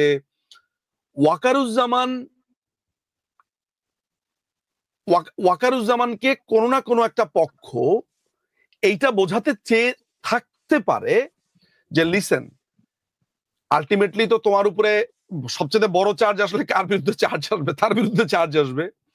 so you will get a safe exit, you will be fine, কিন্তু তুমি অন্যদের দায় কেন নিবা? যদি তাকে এটা বোঝানো হয় এবং সে যদি বেকুব নাম্বার 1ও ধরে রাখলাম যে সে বাংলার সবচেয়ে বড় বেকুব, হুইচ ইজ নট, তো তাকে যদি এই বোঝানো হয়ে থাকে, সেটা একটা একটা একটা একটা থটস হতে পারে যে লুক, এতে করে তোমার একটা স্বচ্ছতা থাকবে, তোমার একটা ডিগনিটি থাকবে, এন্ড সেফ এক্সিট পেতে তোমার সুবিধা হবে। Number 1 thought. নাম্বার 2, এখানে আমরা দেখতে পাচ্ছি যে সাইফ সাহেব আছে, যার বিরুদ্ধে ওয়াকারুজ্জামানের ব্যাপক রাগ। আই নো দ্যাট, কারণ সেনাপ্রধান হওয়ার দৌড়ে জেনারেল সাইফ এবং ওয়াকারুজ্জামান এই দুজনের একটা ছিল, একটা প্রতিযোগিতা ছিল, যেই জায়গাতে আপনার অনেক অনেক ঘটনা, আমি আসলে এগুলা নিয়ে আলোচনা করতে চাই না। সেই জায়গাতে আমার কাছে মনে হয় যে আরো একটা বড় ব্যাপার হচ্ছে যে সাইফ সাহেবের একটা বক্তব্য ভাইরাল হয়েছিল যে ওয়াকারুজ্জামানের বাবা মুসলিম লীগ করতো, এই করতো, সেই করতো, জামাত করে, এটা সর্বজন বিদিত নাও। সো তার একটা রাগ থাকতে পারে এবং অন্যান্য অফিসারদের বিরুদ্ধেও তার নানান সময় নানান রাগ আছে বলে আমার কাছে অন্তত পক্ষে তথ্য আছে। মাথায় রাখতে হবে, this is a not something that I'm talking on behalf of any party, any people, is my own observation. ফলে আপনারা ওয়াকারুজ্জামানকে দেখে যতটাই আপনার কাছে মনে হয় নির্বিষ, ওয়াকারুজ্জামানের ক্ষেত্রে দুইটা ঘটনা হতে পারে। আইদার সে হচ্ছে বাংলাদেশের সবচাইতে বড় বেকুব, আর তা না হলে সে হচ্ছে বাংলাদেশের সবচাইতে বড় প্লেয়ার। দ্বিতীয়টার হওয়ার সম্ভাবনা প্রবল। এবং আমার নলেজ বলে, আমার first hand knowledge, I know from very close allies of Evan Walker, যে তাজুল যদি বাথরুমে যায়, ওয়াকাররে জিজ্ঞেস করে যায়। মানে আমি আপনাকে উদাহরণটা বুঝালাম, মানে আই নো যে ও এই লেভেলের ভয় পায় ওয়াকারকে, সেনাবাহিনীকে। ওকে পিটায়া ওর হাড্ডি গুড্ডি সব গুড়া করে ফেলাবে যদি ওয়াকার চায় 1 সেকেন্ডের মধ্যে। জাস্ট 1 সেকেন্ড নিডেড, ওর হাড্ডি মাথা থেকে শুরু করার পা পর্যন্ত পাউডার করে ফেলতে পারবে। এগুলো তো কোনো ব্যাপারই না। ফলে আপনাকে এই চিন্তাটাও করতে হবে যে এত বড় একটা ডিসিশন এই ক্যান্টনমেন্টের এগেইনস্টে, তার মানে ওয়াকার কি সামহাউ এই যে যেমন ধরেন ফুয়াদ ক্যান্টনমেন্ট উড়িয়ে দেবে, আপনার হাদি নামে একটা ছেলে বলেছে ইট খুলে নিয়ে আসবে, আজকে এই 15 জনের বিরুদ্ধে গ্রেফতারি পরোয়ানা, তারপরে এদেরকে জুতা পেটা করা, এদের প্ল্যাকার্ড, ফেস্টুন, এগুলার মধ্যে সেনাবাহিনীকে ক্রমাগত, ওকে কি কেউ কোনো একটা মিশন নিয়ে পাঠিয়েছে? এইটার সাথে আপনি একটা যোগ করতে পারেন করিডোর। আমরা অনেকেই বলি যে হি ইজ এ সিআইএস বয়। আমরা অনেকগুলো ষড়যন্ত্র, অনেকগুলো থিওরি তার ব্যাপারে আছে, but still I know him since my childhood. ওয়াকারুজ্জামানকে আমি, কারণ ওয়াকারুজ্জামানের খুবই ক্লোজেস্ট ফ্রেন্ডকে আমি ছোটবেলা থেকে চিনি, আমি তাকেও দেখেছি ছোটবেলা থেকেই। এটা একটা আমার কাছে অকল্পনীয় ছিল যে ওয়াকার ভাইয়ের হাত ধরে বাংলাদেশ সেনাবাহিনী আজকে এই রাস্তাতে আসবে। এই দুইটা জিনিস হতে পারে আপা, আমি আপনাকে শুরুতেই বলেছি, আইদার উনি একটা আস্ত গাধা, তা না হলে উনি অত্যন্ত বুদ্ধিমান লোক। যদি গাধা হয়ে থাকে তাহলে এটা আমাদের জন্য দুঃখজনক যে তার চোখের সামনে পুরো সেনাবাহিনীকে কমপ্লিটলি শ্যাটার্ড, ভেঙে দিয়েছে, অনেকটা বলে যে ঘাড় মোটকে দিয়েছে, এবং তিনি শুধু আছে তার চাকরি নিয়ে। যদি আজকে তা না হতো, আপনি অনেক আগেই দেখতে পেতেন যে ঘটনা অন্যদিকে মন নিয়েছে। তবে একটা কথা আপনাকে বলে রাখা ভালো যে সেনাবাহিনীর ভিতরে সেই লেভেলের উষ্মা আছে, রাগ আছে, ক্যাপ্টেন, মেজর, বিশেষ করে এই সৈনিকদের মধ্যে প্রবল রাগ আছে। আমি জানি না এই অনল কোন পর্যন্ত পৌঁছাবে, তবে দুইটা সম্ভাবনা আমি আপনাকে বলবো। আজকের প্রোগ্রামটা রেকর্ডেড আছে। আমার কেন জানি মনে হয় ওয়াকারুজ্জামানকে অপঘাতে মৃত্যু হতে পারে, এবং এটা করবে এই মৌলবাদীরাই করবে, বা পাল্টা কুরবা। এটা আমার প্রেডিকশন। আমি না ভালো কিছু দেখতে পাই না। আমার কাছে বারবার মনে হচ্ছে ওয়াকারুজ্জামান যেই খেলাটা খেলছে, এটা খুব বাজে খেলাটা খেলছে, এবং একে মারবেই জামাত শিবির, এটা মনে করছি। বাট এটাও নিশ্চয়তা থাকা প্রয়োজন যে বাংলাদেশ আওয়ামী লীগ এই সশস্ত্র বাহিনীর সাথে নিশ্চয়ই আছে তার নেতা কর্মীরা, এটাও আমরা মনে করি। আমার যত নেতা কর্মীদের সাথে আমরা কথা বলেছি, আমরা সেনাবাহিনীর পক্ষে, আমরা সেনাবাহিনীর বিরুদ্ধে এই ভয়ানক তাদের উপরে যে এই অন্যায় হচ্ছে এগুলোর বিপক্ষে, এবং সেনাবাহিনীর অফিসারদের এই দুঃখে আমরা ব্যথিত। এতটুকু পর্যন্ত আমি অ্যাটলিস্ট বলতে পারি, এই আর কি বলা। জি, আমি তারপরে আমার উত্তরটা পেলাম না। আমি এখানে ত্রিমুখী দেখতে পাচ্ছি মঞ্জু ভাই। সেটি হচ্ছে গিয়ে তাজুল মানে জামাত, আর একটা হচ্ছে গিয়ে ওয়াকারুজ্জামান, আর একটা হচ্ছে ডক্টর ইউনুস। তো এটা কি ত্রিমুখী নাকি দ্বিমুখী? না, এটা তো খুব সহজ একটা বিষয় যে আপনি সরকার প্রধানের ইঙ্গিত ছাড়া সরকারের অধীনে পরিচালিত, সরকারের অধীনে গঠিত, এটা কার আদেশে গঠন করা হয়েছে? আওয়ামী লীগ সরকার চলে যাওয়ার পরে সমস্ত ইনস্টিটিউট ভেঙে দেওয়া হলো, সংসদ ভেঙে দেওয়া হলো, আদালত চেঞ্জ করে ফেলা হলো, আদালতের সমস্ত বিচারপতিদের ঘাট ধরে বের করে দেওয়া হলো। তখন নতুন করে এই ট্রাইব্যুনালটি গঠন করা হলো কার নির্দেশে? সরকারের নির্দেশে। তো সরকারের নির্দেশ ছাড়া ট্রাইব্যুনালের একটি আদেশ বা ট্রাইব্যুনালের কোনো পদক্ষেপ কর্মকাণ্ড সে তো হতে পারে না। সরকারের বলতে আমি বোঝাচ্ছি ইনুসের না, ইনুসের একার না। আমি সরকারের বলতে বোঝাচ্ছি ইন্টারিম সরকারের যে ক্যাবিনেট, সেই ক্যাবিনেটের বৃহৎ অংশ। যদি যদি যদি তারা গণতান্ত্রিক সিস্টেম ফলো করে, তবুও তাদের সেখানে মেজরিটি সংখ্যক লোকজন এটার পক্ষ। সুতরাং সরকার একটা পক্ষ এখানে। আর ট্রাইব্যুনালের যেটা হচ্ছে, ট্রাইব্যুনালের কোনো করণীয় কিছু নেই। ট্রাইব্যুনাল হচ্ছে অতি উৎসাহী হয়ে যেই ভূমিকাটা পালন করছে, সেই ভূমিকাটা হচ্ছে ব্যক্তিগত ক্রোধের বশে অতি উৎসাহী ভূমিকা পালন করছে। শুধুমাত্র আইনি ভূমিকা হলে সেখানে উৎসাহ ভাটা কিংবা উৎসাহের জোয়ার দুটির কোনোটিই থাকার কথা না। আইন হচ্ছে আপনার প্রতিক্রিয়া নির্ভর জিনিস না। আইন হচ্ছে প্রতিক্রিয়ার বাইরের একটা জিনিস। আপনি আইনের প্রতি ইয়েও হতে পারেন না, রাগান্বিতও হতে পারেন না, আপনি ভালোবাসার জন্য গদগদও হতে পারেন। তো ওরা বুঝে ভূমিকাটা পালন করছে সরকারের ভূমিকা। আর এখানে ওয়াকার উজ্জামান সাহেব সম্পর্কে নিজে বলেছেন, আমি এর বাইরে নতুন করে কোনো কথা বলছি না। আমি দ্বিতীয়টা বিশ্বাস করি যে তিনি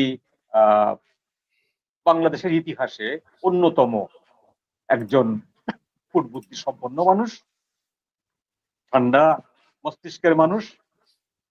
তার অগোচরে বাংলাদেশের সেনাবাহিনীতে এখন পর্যন্ত কোনো কিছু ঘটেনি, আগামীতেও হয়তো ঘটবে না। এখন ধরুন যে আমি আপনাকে আঘাত করব, আপনাকে আঘাত করার আগে কি করব? আপনাকে আঘাত করার আগে আপনার পরিচিত লোকজনকে আঘাত করব, আপনার সন্তান বা আপনার হাজবেন্ড বা আপনার আত্মীয় স্বজন কাউকে আঘাত করে আপনার প্রতিক্রিয়াটা দেখব, আপনার রিপারকেশনটা দেখব। আপনার রিপারকেশন যেটা যদি খুব অ্যাজ ইউজুয়াল হয়, স্বাভাবিক হয়, সেক্ষেত্রে আপনাকে আমি একটা সাধ্যমতো একটা আমার পছন্দ মতো একটি সময় আমি আপনাকে আঘাত করব। আর যদি আপনি অত্যন্ত বেশি রিয়াকশন দেখান এবং আমাকে প্রতিক্রিয়া দেখিয়ে আপনি পরাজিত করেন, তাহলে আমি আমার ওই অপচেষ্টাটাকে আপাতত গলা চিপে রেখে দেব, সার্টেন করে রেখে দেব। তো ওদের ঘটনাটা হচ্ছে ওরা ওয়াকারকেও এক ধরনের বাজিয়ে নিতে চাচ্ছে যে তার মতামতটা কি, আর তিনিও চাচ্ছেন যে দেখা যাক কতদূর কি হয়। আমি একটা জিনিস অনেক আগে বলেছিলাম যে 2027 সালের জুলাই মাসের 22 তারিখ পর্যন্ত ওয়াকারুজ্জামান সাহেবের অফিসিয়াল মেয়াদ, আর প্রফেসর ইউনূস সাহেবের টার্গেট হচ্ছে 5 থেকে 6 বছর, জামাত এবং এনসিপির টার্গেট হচ্ছে 5 থেকে 6 বছর, আর বিএনপির টার্গেট ছিল ডিসেম্বর, সেটি এখন এসে ঠেকেছে ফেব্রুয়ারিতে। তো যদি এই ধরনের চাপানুতোর বাংলাদেশের মতো দেশে ঘটতে থাকে, 30 বছরে বন্দর লিজ, তারপরে দেশের সব সম্পদ বিদেশিকে আমেরিকাকে দিয়ে দেওয়া, বা এই ধরনের এই সেনাবাহিনীর আজকে 25 জন, পরশুদিন 100 জন, তারপরে 150 জন, এই যে চাপানুতোর গুলো চলতে থাকলে দেশের নির্বাচনের কোনো পরিস্থিতি থাকবে না, নির্বাচন হবে না, নির্বাচন চলে যাবে 2027 নির্বাচন গেলে তখন যদি ওয়াকারুজ্জামান সাহেব তার যে এই যে এতদিনকার যে হোমওয়ার্ক, সেই হোমওয়ার্কের ফলে তিনি যে আর একজন এরশাদ বা একজন জিয়াউর রহমান হয়ে উঠবেন না, এর কোনো গ্যারান্টি কিন্তু নেই। যখন কোনো আর্মি অফিসার বলে আমি আমার কোনো উচ্চাভিলাষ নেই, কোনো উচ্চাভিলাষ না থাকলে একজন সেকেন্ড লেফটেন্যান্ট কখনো জেনারেল হয় না। Very simple. উচ্চাভিলাষ না থাকলে একজন উকিল, বটতলার উকিল, সে যে আপনার বিচারপতি হয় না। উচ্চাভিলাষ থাকে বলে সে উচ্চাভিলাষের পেছনে সে শ্রম দেয়, উচ্চাভিলাষের পেছনে সে মস্তিষ্ক কাটায়, পলিসি মেনটেন করে, নিজেকে সেইভাবে তৈরি করে, এন্ড দেন সেই রাষ্ট্রে যে সেই জায়গাটা অ্যাচিভ করে। ওয়াকার সাহেব বহুবার বলেছেন আমার উচ্চাভিলাষ নেই। এই বহুবার বলার কারণেই হচ্ছে আপনাকে ধরে নিতে হবে তার উচ্চাভিলাষ অবশ্যই আছে। সুতরাং তিনি জানেন না, তিনি আকাশ থেকে পড়লেন, তার বিরুদ্ধে কেন আসলে তিনি কি করবেন, অবান্তর প্রশ্ন। এই এই এই 24 জনের পরে আরো 100 জন আসলো, তারপরে এক সময় তার বিরুদ্ধে আসলো, তখন তিনি কি করবেন, তার সামনে কি কি অপশন, এগুলো একেবারে এখন অবান্তর প্রশ্ন। কারণ তিনি খুব অল্প পানির মাছ নন, হালকা হালকা হালকা পানির মাছ। আমার কাছে যেটা মনে হয় যে তিনি এগুলো হ্যান্ডেল করতে অভ্যস্ত, কুল এনাফ। বুঝতে পেরেছি, বুঝতে পেরেছি। কিন্তু আমার আরেকটি কথা জানতে ইচ্ছা করছে, ধরেন এই যে যত রকমের, যে হাদির কথা বললেন নিজুম ভাই, তারপরে ফুয়াদের কথা বললেন, হাসনাত, ওয়াকান্না হাসনাত, এই স্লোগান পর্যন্ত উঠলো, তাই না? কত কিছু আমরা এই গত 1 বছরে দেখলাম সেনাবাহিনীকে সামনে রেখে, কিন্তু কোনো একটি ক্ষেত্রে ওয়াকারুজ্জামানকে টু শব্দটি করতে আমরা দেখিনি, তাই তো? এই মাত্র 2 দিন আগে আপনার এই ফ্রান্স, উনি একবার টু শব্দ করেছিলেন গত ফেব্রুয়ারি মাসে, উনি রাওয়া ক্লাবের মেম্বারদের সভায় যে ভাষণটি দিয়েছিলেন, এনাফ ইজ এনাফ, তার যে বিখ্যাত উক্তিটি, সেটি তিনি করেছিলেন।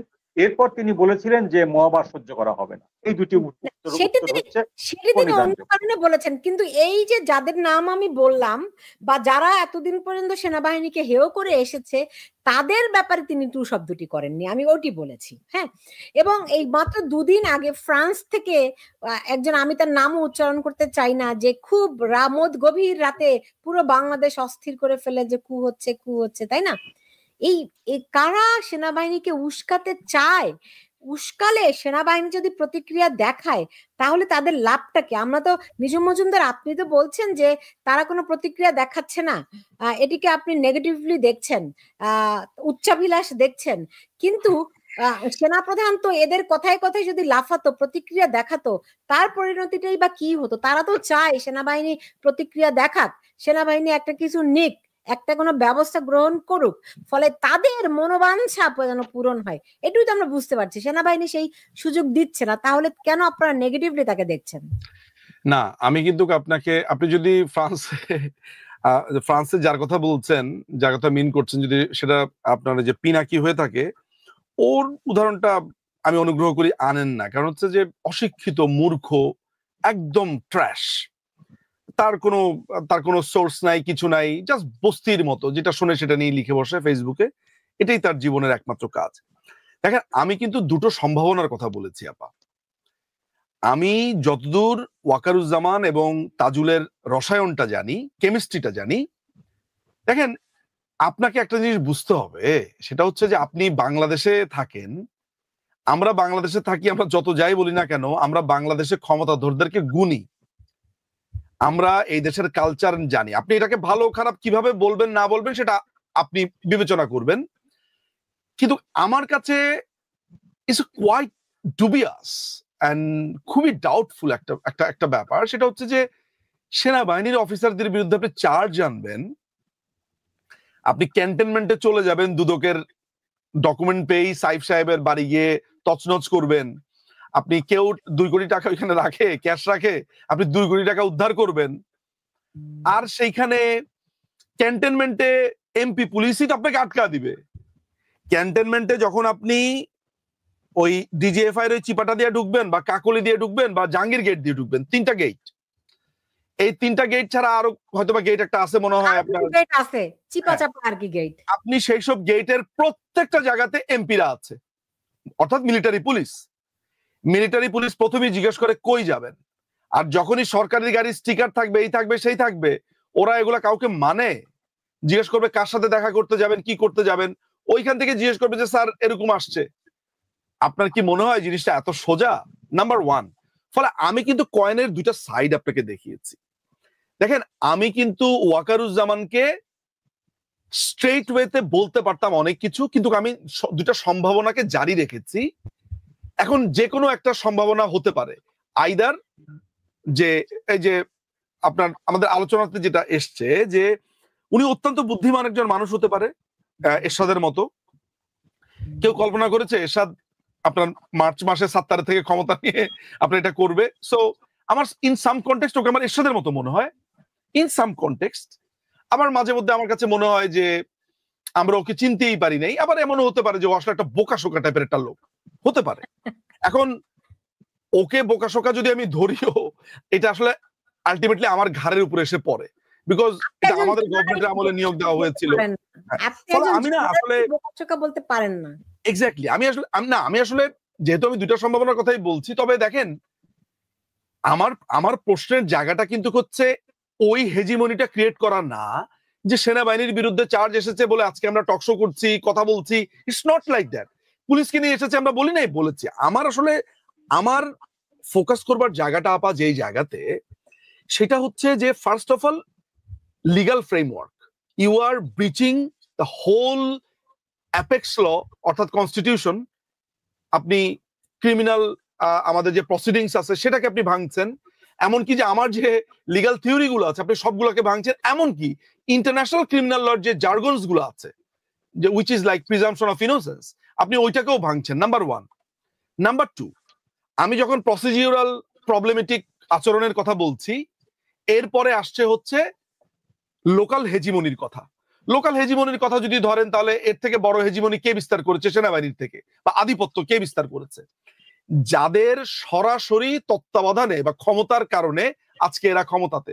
ওই দিন যদি সেনাবাহিনী বলতো যে আমরা আগেও নাই পিছেও নাই, তাহলে আপনি বুঝতে পারেন যে কয়েক কোটি আওয়ামী লীগের সমর্থক রাস্তায় বের হয়ে আসতো। আপনাকে এটা ভাবতে হবে। সো এদের পেছনের সবচেয়ে বড় শক্তি সেনাবাহিনী। সেই সেনাবাহিনীর অফিসারদেরকে 15 জন অফিসারকে আপনি সিঙ্গেল আউট করেছেন, নিশ্চয়ই আপনাকে আপনার ওই ভূগোল বুঝাতে হয়েছে যে স্যার এদের দায় আপনারা কেন নিবেন, এদের দায় সেনাবাহিনী কেন নেবে। অর্থাৎ তাদেরকে শুরুতেই ক্রিমিনাল আপনি করে আপনি এই তালবুঝ বুঝিয়েছেন। তালবুঝ মানে বোঝেন, অর্থাৎ আপনাকে ধরে জিওগ্রাফি বুঝিয়ে দিল, পুরা ওয়ার্ল্ডের বাংলাদেশের ম্যাপ দিয়ে ভুটান বুঝিয়ে দিল। সো আপনাকে এই ডাউট কি আপা, আপনি হাজার আলোচনা এখানে করেন, আসলেই কি আমরা এই ডাউটের বাইরে যাইতে পারবো যে without the indirect consent of the chief this all are happening? আমি তো কোনোভাবেই আসলে ওই জায়গাতে ইমিউনিটি দিতে পারি না চেষ্টা করলেও। তারপরেও আমি বলেছি, আমি তারপরেও ওয়াকারুজ্জামানের ভালো চাই, বিকজ আমার পলিটিক্যাল জ্ঞান কিন্তু কমপ্লিটলি ধরেন আমি বলবো বইপত্রের উপরে, ইতিহাসের উপর। আপা আমি স্বীকার করি এটা। আমাকে বাংলাদেশের কালচার কিংবা আমি যদি পৃথিবীর অন্যান্য দেশের পলিটিক্যাল হিস্ট্রি ধরি, আমার কাছে মনে হয় এই মুহূর্তে যার জীবন সবচাইতে বেশি সংকট সে হচ্ছে ওয়াকারুজ্জামান। এটা কিন্তু ওয়াকারুজ্জামানের ভালোর জন্য বলছি। এইটা মুক্তিযুদ্ধপন্থী এসে কেউ তাহলে মারবে টারবে এরকম আমি মনেই করি না। আমার কাছে বারবারই মনে হয় ওয়াকারুজ্জামান জাস্ট কর্নার হচ্ছে। প্রথমে তার অফিসারদেরকে ধরা হইলো, এরপরে তার রাইট হ্যান্ড লেফট হ্যান্ড এগুলাকে সব করবে, এরপরে সে একটা সময় আবিষ্কার করবে he is all alone in the sea. আমি আপনাকে বলে দিলাম, আপনি লিখে রাখেন। So this is happening. ফলে আমি ওকে এককভাবে সরাসরি বলি নাই, আমি কয়েনের দুইটা দিক আলোচনা করেছি। দুটোই হতে পারে।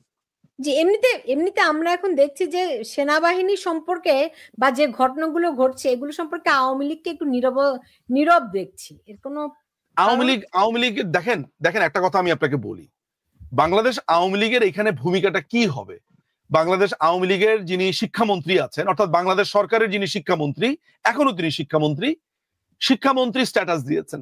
আমরা ধরে নিব এটা আওয়ামী লীগের পজিশন। কেন? কারণ তিনি একজন মন্ত্রী, বাংলাদেশ আওয়ামী লীগের একজন সদস্য বটে। তিনি কি বলেছেন? তিনি পরিষ্কার করে বলেছেন যে ফৌজদারি কার্যবিধি ভাঙা হয়েছে, সংবিধান ভাঙা হয়েছে এবং এই আর্মি অফিসারদের বিরুদ্ধে এই পুরো স্টেপটাই ইলিগাল। সো আপনি আমার কথা ধরেন, আমি যদি বাংলাদেশ আওয়ামী লীগের একজন সমর্থকের একটা প্রতিনিধি আপনি আমাকে ধরেন, তাহলে আমিও বলছি একই কথা, আওয়ামী লীগের একজন গুরুত্বপূর্ণ নেতাও বলছেন একই কথা। আমি কোয়াইট শিওর যে মাননীয় প্রধানমন্ত্রী যদি আমরা তার স্টেটমেন্ট শুনতে পাই, এরকমই কিছু একটা হবে। সো বাংলাদেশ আওয়ামী লীগের তো আসলে এখানে বলার কিছু নাই, কারণ আমরা ব্যথিত এবং আমরা মনে করি যে সেনাবাহিনীর বিরুদ্ধে ধরেন আমি অনেক আর্গুমেন্ট দিতে পারি, অনেক কিছু বলতে পারি, কিন্তু আপনি অন্যায়ভাবে সেনাবাহিনীর একটা অফিসারকে আপনি ইনডাইক্ট করবেন, অন্যায়ভাবে তাকে আপনি ধরার চেষ্টা করবেন, অপমান করবেন, বিচারের আগেই তাকে আপনি জুতাপেটা করবেন, আমি তো ভাই এটা মাইনা নিব না। এন্ড অফ দ্য ডেতে সে বাংলাদেশের সার্বভৌমত্বের একটা অংশ। সো আমি তো আসলে এটা মানতে পারি না। So same goes for Bangladesh Awami League. So Bangladesh Awami League এটা নিয়ে কি করবে বলেন? কি করার আছে তাদের? জি। মঞ্জু ভাই, এইরকম একটা পরিস্থিতির মধ্যে প্রধান উপদেষ্টা আমরা দেখলাম তিনি ইটালিতে গেছেন, তিনি ইটালির রোমের মেয়রের সঙ্গে বৈঠক করছেন, সেটি আবার তা প্রেস উইং খুব ফলাও করে প্রচার করছে। মানে আপনার কি মনে হয় যে এটার মধ্যে একটা নির্লজ্জতা আছে? এটা এটা তো কোনো রাষ্ট্রীয় সফর না, এটা একটা ব্যক্তিগত সফর, এটা একটা খাদ্য সংক্রান্ত একটা সম্মেলন। সেখানে আপনি একজন উপদেষ্টা না, শুধু আপনি একজন সেক্রেটারিকে পাঠালেও এনাফ ছিল, সেখানে সরকার প্রধানের যাওয়া লাগে না। তো উনি এই জিনিসগুলো সম্পর্কে উনি সবসময় হচ্ছে এনলার্জ করতে ভালোবাসেন। তার প্রশংসিত জায়গাগুলো, তার তার তাকে কে সালাম দিল, তাকে কে সম্মান জানালো, এগুলোকে উনি এনলার্জ করে দেখাতে ভালোবাসেন। সব জায়গায় ওই একটা করে সাথে করে উনি ওই কার্টুনের বই নিয়ে যান, সবাইকে উপদেশ দেন, সবাইকে ওই বইটা উপহার দেন, সবাইকে জানান। উনি ওইটা জানাবার সময় এইটুকু বোঝেন না যে উনি যে দেশটাকে রিপ্রেজেন্ট করছে, সেই দেশের যত সব অঘটনগুলো ওখানে ঘটানো আছে এবং অমানবিক কতগুলো দৃশ্য, অমানবিক কতগুলো ঘটনা ওখানে বলা আছে, সেগুলো তিনি ওয়ার্ল্ড ওয়াইড স্প্রেড করছেন। এইটুকু যে লোকটা বোঝে না, সেই লোকটা ইতালিতে রাষ্ট্রীয় সফর হোক আর কি সফর হোক, এটা নিয়ে আসলে খুব বলার কিছু নেই। এটা এটা এটা খুব খুব সিলি একটা ব্যাপার। এটা এটা সেক্রেটারি লেভেলের লোকজন গেলে এই অনুষ্ঠানটা কভার করতে পারে, সরকার প্রধান যে এখানে কভার করতে পারবে না। এবং এটা ওখানে যে অপমানিত হচ্ছে, ওখানে যে কোনো প্রোটোকল পাচ্ছে না, এবং সেই প্রোটোকল পাওয়ার জন্য না পাওয়ার কারণে এখন তাদেরকে অজস্র মিথ্যা কথা বলতে হবে প্রেস সেক্রেটারিকে। সেই মিথ্যাগুলো ফেসবুকে এসে ট্রল হবে। পুরো ব্যাপারটা হাস্যকর একটা ব্যাপার। এখানে একটু বলে রাখি ভাই, আজকে কিন্তু সে বলেছে সে নাকি 13 লক্ষ রোহিঙ্গাদের খাবার ব্যবস্থা করে এবং 17 কোটি মানুষের অন্নের ব্যবস্থা করে। অর্থাৎ অন্যের ধনে পোদ্দারি করবার যে একটা কথা আমরা জানি, এটা একটা ক্লাসিক্যাল উদাহরণ আজকে আমরা শুনতে পেয়েছি তার কথা, সেইটা বলে বেড়াচ্ছে। এখন তাকে তাহলে নাম দেওয়াই যায় অন্য পিতা। আচ্ছা, আমার শেষ করতে হবে, শেষ করব আমি। নিজুম মজুমদার, দেখুন এই সেনাবাহিনীর এই ঘটনাকে কেন্দ্র করে বিএনপি এবং জামায়াত কিন্তু আলাদা দুটি বিবৃতি দিয়েছে। আমি নিশ্চিত যে আপনি বিবৃতি দুটি দেখেছেন। তো সেখানে তো তারা নিন্দাই জানিয়েছে এরকম ঘটনার, এবং তারা মনে করছে যে এটি বাহিনী কিছু করেনি। আমি আমি বিএনপির পজিশনটা আমি কিছুটা জানি। হ্যাঁ, বিএনপির ব্যাপারে এটা যদি হয়, আমি I will not comment, I will not pass any comment. জামাতের ব্যাপারটা হচ্ছে ওই যে একটা ট্রল আছে যে পুরাই হাস্যকর, পুরো ব্যাপারটা হাস্যকর। শিবিরের কর্মী আপনার পাঠাচ্ছে হচ্ছে arrest warrant.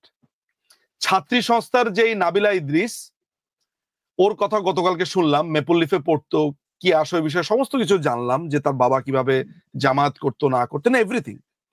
So Nabila Idris করেছে তদন্ত, প্রতিদিন ফেসবুকে এগুলা সে দিত, যদিও সরকারি নথিপত্র এগুলো নিয়ে এখতিয়ারি নাই তার এগুলা করার, হোয়াট এভার। তো জামাত ব্যথিত হয়, অথচ জামাতের কর্মী, শিবিরের কর্মী অ্যারেস্ট ওয়ারেন্ট পাঠায়। তাহলে আপনি বোঝেন যে কুমিরের কান্না কাকে বলে। মানে কুমিরের বোকা ভাবে, তারা কি ভাবে সবাই খুব বোকা? তা তো বটেই। আমরা তো আসলেই বোকা। আপনি ভাবার কি আছে? বোকা যদি না হয়, আজকে মুক্তিযোদ্ধাদেরকে ধরে নিচ্ছে, পেটাচ্ছে, এই দেশে পাকিস্তানিদের শাসন কায়েম হয়েছে, আর আমরা বসে বসে সেটা হজম করছি। আমরা ধরে নিচ্ছি যে মাননীয় প্রধানমন্ত্রীর গোষ্ঠী উদ্ধার করতে পারলেই মনে হয় এটা ঠিক আছে। আপনাকে এইটার আড়ালে পুরো দেশটাকে পাকিস্তানিকরণ করছে, বাংলাদেশিরা বসে বসে দেখছে। তো বোকা নয়তো আমরা কি? আমরা বোকা বলেই তো 200 বছর ব্রিটিশ এখানে ছিল। বোকা তো আমরা, বাঙালিরা বোকাই। এবং সে বোঝে, সে অনেক পরে বোঝে, যখন তার আর কিছু করার থাকে না, বুঝবে। এই তো। জি মঞ্জু ভাই, আমি আপনাকে শেষ প্রশ্ন করছি, সেটি হচ্ছে যে এই যে 15 জন সদস্যকে যে সিঙ্গেল আউট করা হলো, এর মধ্য দিয়ে অনেকেই বলছেন যে আমি জানি না এদের পরিচয় বিস্তারিত, কিন্তু আমি তাদের ব্যাকগ্রাউন্ড কিছু জানি না, তারা কোন পন্থী তাও জানি না। তো বলা হচ্ছে যে সেনাবাহিনীতে মুক্তিযুদ্ধ পন্থী যারা রয়েছেন তাদেরকে ক্লিনজিং করার একটা প্রক্রিয়া এটি। না, সেনাবাহিনীকে আপনি এভাবে আপনি ডিফাইন করতে পারবেন না যে মুক্তিযুদ্ধের পক্ষের কে, মুক্তিযুদ্ধের বিপক্ষে কে। জিয়াউর রহমান তো মুক্তিযোদ্ধা ছিলেন, এরশাদ হচ্ছে রিপ্যাট্রিয়টিক ছিলেন। এরশাদ রিপ্যাট্রিয়টিক থেকে দেশে এসে প্রথমেই যে বাণীটি মেরেছিলেন, মুক্তিযোদ্ধারা এদেশের শ্রেষ্ঠ সূর্য সন্তান, গাবতলী, সায়দাবাদ, মহাখালী এইসব জায়গায় বড় বড় ব্যানার টাঙিয়েছিলেন রাষ্ট্রের খরচে। তো এইগুলো হচ্ছে, এগুলো বলার কোনো সুযোগ নেই যে কে মুক্তিযুদ্ধের পক্ষে কে মুক্তিযুদ্ধের বিপক্ষে। তবে যেটা ঘটে সেটা হলো যে আপনি একটা মানুষকে সরাসরি আঘাত করার আগে আপনি তার প্রতিক্রিয়া দেখার জন্য প্রথমে পায়ে, তারপরে হাতে, তারপর শরীরের অন্য জায়গায় এইভাবে আঘাত করতে করতে আপনি তার রিপারকেশন দেখে যখন দেখেন যে আপনি রিটার্ন আসার কোনো সুযোগ নাই বা সে বাউন্স ব্যাক করবে না, তখন তাকে আপনি ফাইনালি আঘাত করবেন। তাদের ফাইনালি আঘাত করার টার্গেট হচ্ছে বাংলাদেশ সেনাবাহিনী। এখানে কে মুক্তিযুদ্ধের পক্ষের কে মুক্তিযুদ্ধের পক্ষের না, এইটি ওদের কাছে কোনো ম্যাটার করে না। আমরা জামাতের ইতিহাস জানি, জামাত কোনোদিন সেনাবাহিনীর বিপক্ষে যায়নি। জামাত ইভেন আওয়ামী লীগ আমলেও দেশপ্রেমিক সেনাবাহিনী শব্দটি উচ্চারণ করতো। তার মানে কি, সেনাবাহিনীর ভিতরে ওদের প্রচুর কাজ আছে, ওদের প্রচুর ওখানে বীজ বপন করা আছে। তো সেই জন্য তারা সরাসরি সেনাবাহিনীকে ডিমোরালাইজ করে সেনাবাহিনীকে ভেঙে দেবে, এটাও যেমন ঠিক না, তেমনি পাকিস্তান এখানে এক ঘন ঘন আসার উদ্দেশ্য ঢাকার আপনার আপনার নান্নার বিরিয়ানি খাওয়ার জন্য না। ডেফিনেটলি সেখানে কোনো ঘটনা আছে।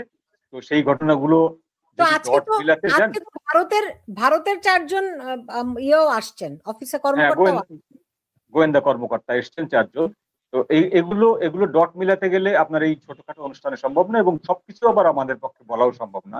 সেনাবাহিনীর কিছু কিছু বিষয় আছে যেগুলো আসলে পাবলিকলি আসা উচিত না, রাষ্ট্রের প্রয়োজনে আসা উচিত না। আমরা যে এত কথা বলি, এটি কিন্তু পৃথিবীর অন্যান্য দেশে সেনাবাহিনী সম্পর্কে বলার কোনো সুযোগ নেই, কারণ তারা এরকম স্কোপই তৈরি করে না। ইভেন আপনি ইন্ডিয়ান সেনাবাহিনী নিয়ে কোনো ইন্ডিয়ার যে এত গণতন্ত্র, কোনো লোককে দেখবেন না, ইউটিউবারকে তাদের সেনাবাহিনী সম্পর্কে কোনো রকম এই ধরনের ভেতরকার কথাগুলো বাইরে বলছে, সরাসরি বলে দেবে যে এই কথা হয়েছে, এই আলোচনা হয়েছে, বাকিটুকু আমি জানি না, আমাদের এখতিয়ার নাই। না, এটা যদি বলেন তাহলে মনে হয় যেন আমাদের বাংলাদেশের মানুষ আমরা খুব খারাপ, আমরা আমাদের সেনাবাহিনীকে যথেষ্ট সম্মান করি না, তাই না? সেটা না, আমাদের এখানে কোন ইতিহাসে পৃথিবীর কোন দেশে দুইটা রাষ্ট্রপতিকে সেনাবাহিনী হত্যা করেছে, বারবার বাংলাদেশের গণতন্ত্র বিঘ্নিত করেছে, পৃথিবীর কোন দেশে? আজকে সেনাবাহিনীর বিচার হচ্ছে, আমরা নিশ্চয়ই সমালোচনা করব, এটি আইনি প্রক্রিয়া, তারা যে অপরাধ করেছে বিভিন্ন সময় তো অবশ্যই করেছে, সেগুলোর বিচার হওয়া দরকার, কিন্তু নিশ্চয়ই বেআইনি প্রক্রিয়ায় নয়। কারোর প্রতি অন্যায় হোক, নিশ্চয়ই সেটি কখনো কাম্য হতে পারে না, কিন্তু তারা তো দুধে ধোয়া তুলসী পাতাও নয়, তারা অনেক অপরাধ করেছে, তাদের সেগুলো বিচার হওয়া দরকার। কিন্তু যে অবশ্যই তুলসী পাতা নয়, কারণ আপনার এই ক্লিন হার্ট থেকে শুরু করে বহু অপারেশনের নায়ক তারা, এটা তো তুলসী পাতা তো অবশ্যই না, এটা নিয়ে কোনো দ্বিমত নেই। কিন্তু কথা হচ্ছে যে আপনি ইনস্টিটিউটের ভেতরের লোকজন অপরাধ করতে পারে, অপরাধ নাও করতে পারে, সেটা অন্য। ইনস্টিটিউটকে যখন আপনি প্রশ্নবিদ্ধ করবেন, যেটি রাষ্ট্রের প্রধান স্তম্ভ, সেইটি হচ্ছে রাষ্ট্রকে দুর্বল করে দেয়। এই জায়গাটায় কথা বলছি আমি। ওদের টার্গেটটা হচ্ছে রাষ্ট্রটাকে ব্যর্থ রাষ্ট্র ঘোষণা করে দিতে পারলে এখানে একটা এনার্কি তৈরি করা যায়, এবং এনার্কি আসলেই তাদের হাতে প্রচুর জিনিসপত্র আছে, এনার্কিটাকে আরো স্প্রেড আউট করা। এনার্কি হলে আর সেখানে ডেমোক্রেসি সহজে আসে না, সেখানে মার্কিন রণতরী ভেড়ে, সেখানে ব্লু ক্যাপ আলাদা চলে আসে গাড়ি ভরে, সাদা গাড়ি, ব্লু ক্যাপ, এগুলো সব সূত্রের কথা। ধন্যবাদ। আমি বুঝতে পারছি, শেষ করবো। নিজুম মজুমদার যদি শেষ কিছু বলতে চান। আমি আমার আসলে মনে হয় শেষের কথাটা শুরুতেই বলেছি, যে রাষ্ট্রের যেই 6টা, আমরা তো লতে পড়েছি 3টা অর্গান, আমি 6টা অর্গানের কথা বলেছি আসলে, জুডিশিয়ারি, পার্লামেন্ট, এক্সিকিউটিভ, পরে আমি অ্যাড করেছি এডুকেশন, ফাইন্যান্স এন্ড আপনার মেডিকেল। একটি রাষ্ট্রের 4টি অর্গান থাকে। হ্যাঁ, না, আমরা আইনে যেটা পড়েছি আর কি, এভিডাইসি যেটা বলে আর কি, যে রাষ্ট্রের হলো 3টা, মূলত হচ্ছে জুডিশিয়ারি, এক্সিকিউটিভ এন্ড পার্লামেন্ট। আইনে আমরা যেটা পড়েছি, কিন্তু আমি বলি আর কি, এই 3টাকে আমি এক্সটেন্ড করেছি, but what ever it is, 4টা, 6টা, 10টা, 15টা, এই যে সিস্টেমেটিক এন্ড ওয়াইড স্প্রেড একটা অবস্থাতে এগুলাকে কমপ্লিটলি ভেঙে দেওয়া হচ্ছে, শেষ করে দেওয়া হচ্ছে, এটা একটা দেখার মতো ব্যাপার। আজকে আমরা যে এই 3 জন মিলে আলোচনা করলাম, কথাবার্তা বললাম, একটা ব্যাপারে তো আমরা খুবই একমত, যে বাংলাদেশে যে সার্বভৌমত্বের যে প্রতীক সেনাবাহিনী, সেটিকে এমন ভাবে দাঁড় করানো হয়েছে যে সেনাবাহিনীকে একটি দানব, সেনাবাহিনীকে একটি অপাংতেয় এবং সেনাবাহিনীকে একটা তুচ্ছ প্রতিষ্ঠানে নেওয়া হয়েছে। এইটা আখেরে কার লাভ, কার এজেন্ডা, এটা মনে হয় আমাদের আলোচনাতে খুবই পরিষ্কার। এবং দুঃখের বিষয় হচ্ছে আমরা সেটা বুঝতেও পারি না এবং সেভাবে অ্যাক্টও করি না। এবং সেনাবাহিনীর যিনি প্রধান রয়েছেন, তার প্রতি হয়তো বা অনেক একটা প্রত্যাশাও রয়েছে যে তার অফিসারদের বিরুদ্ধে এই অন্যায়টা হচ্ছে, এই অপরাধটা হচ্ছে তিনি খুবই নীরব এবং নিরস আকার ধারণ করেছেন, চুপ করে বসে আছেন জেনারেলদের এত কিছু বলা সত্ত্বেও।